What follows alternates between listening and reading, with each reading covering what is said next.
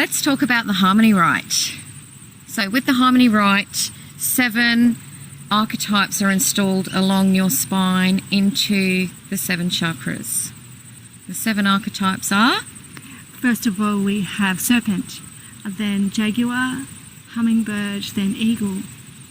Then we have 3 archangel type archetypes, and that is the keeper of the lower realm, keeper of the middle realm, and protector of the upper realm.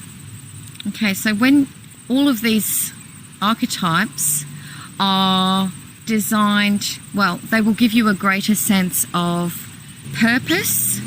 They will enhance your wisdom, your knowledge, your power, and help you to live in harmony.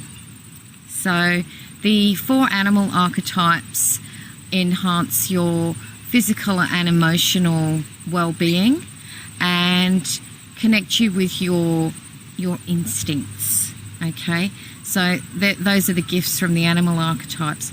From the lower, middle and upper world archetypes, that's helping you to understand your subconscious, your conscious and your higher consciousness.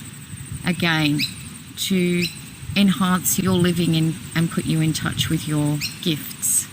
So we're inviting you to come to our next workshop. You're going to love it. We'll see you there. Bye.